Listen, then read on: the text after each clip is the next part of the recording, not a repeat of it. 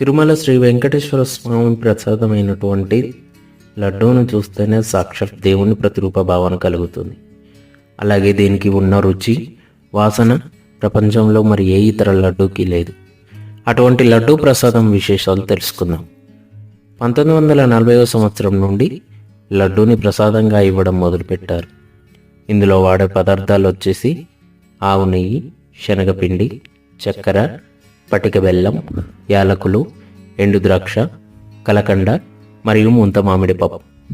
శ్రీవారి లడ్డూని పోటు ప్రదేశంలో తయారు చేస్తారు. పోటు అంటే లడ్డూ తయారీశాల అని అర్థం. లడ్డూలను 3 రకాలుగా విభజించారు: ఆస్థాన లడ్డు, కళ్యాణోత్సవ లడ్డు, ప్రోక్తం లడ్డు. ఆస్థాన లడ్డూని ప్రత్యేకంగా ఉత్సవాల సందర్భంగా తయారు చేస్తారు. దీని బరువు సుమారు 750 గ్రాముల వరకు ఉంటుంది. కళ్యాణోత్సవ లడ్డూని కళ్యాణోత్సవ ఆర్జిత సేవలో పాల్గొనే వారి కోసం తయారు చేస్తారు.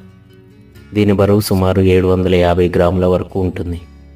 ప్రోక్తం లడ్డూని సాధారణంగా దర్శనాని కోసం వచ్చే వారి కోసం తయారు చేస్తారు. దీని బరువు సుమారు 160 గ్రాముల నుండి 180 గ్రాముల వరకు ఉంటుంది. తిరుమల లడ్డూకి పేటెంట్ హక్కు ఉంది. ఈ లడ్డూని తయారు చేయడం కానీ మరియు దాని పేరు వాడటం కానీ నిషిద్ధం.